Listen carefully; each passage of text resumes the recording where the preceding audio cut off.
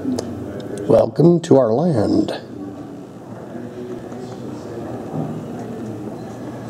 Claimed by this here flag of the British Empire. Oh, jolly good, Walt. Wait a minute. Exactly whose land?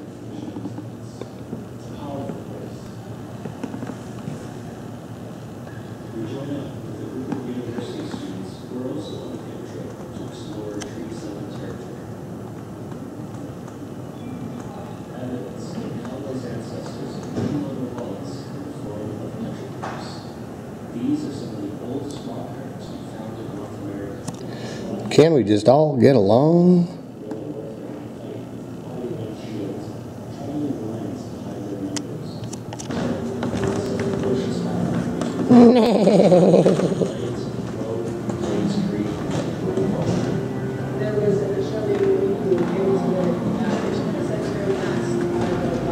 Now there's a story to be told. Aboriginal ways that worked for thousands of years, of course, were going to be profoundly changed by the coming of the white man, the settlers, the trappers, the farmers, the ranchers, the railroads, the settlers, the tourists, the hunters, and all of that, chronicled elsewhere in one of these videos. Indians who thrived off of and survived off of the bison had their ways of harvesting these wild creatures, so these other beings, human beings, manimals, could survive. Welcome to Bison Falls. Wow. Hey Dad, where do those guys get those really cool snowshoes?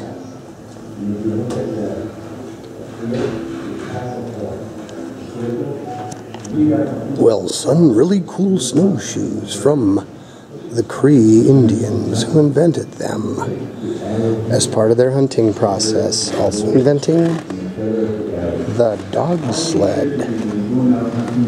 Go team, go.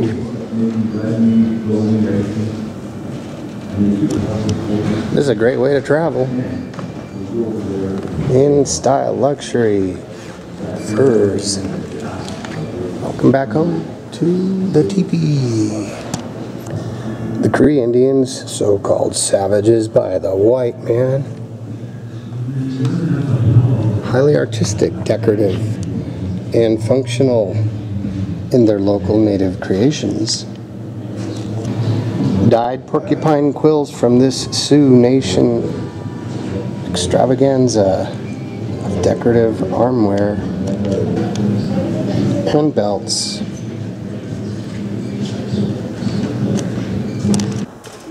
Garments and symbols of status and power and place in the society.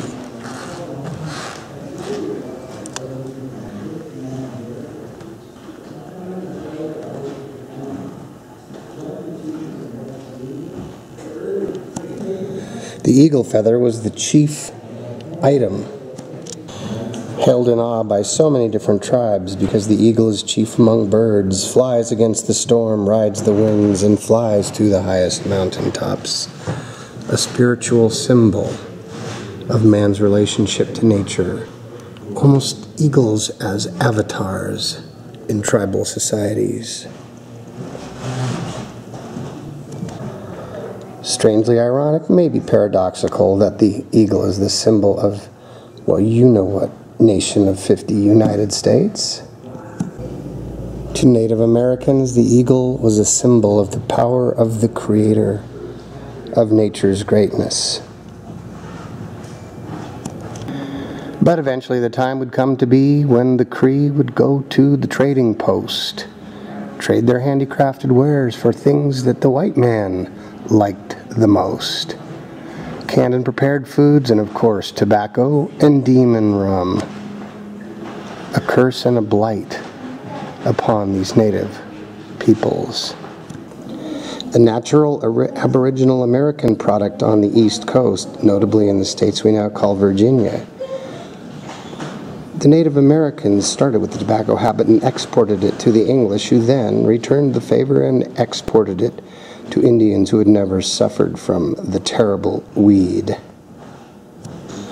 That's some bad weed, kid. Kind of the precursor of your vapes, isn't it, folks? Why don't you think a little bit about it?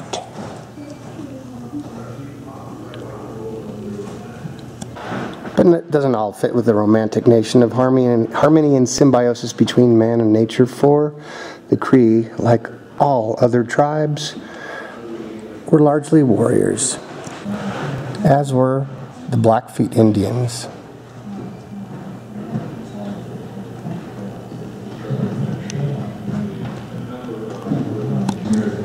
And the ways of the warriors would change with the coming of the white man. And his European technology would add something much more lethal to war than just war paint.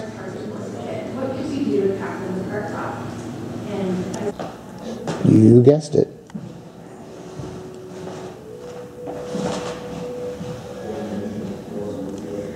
Diverging paths. The end of the barrel. And so ultimately the history of settlement, coexistence, became a history of conquest. Conquest of the West by, ultimately, the white man.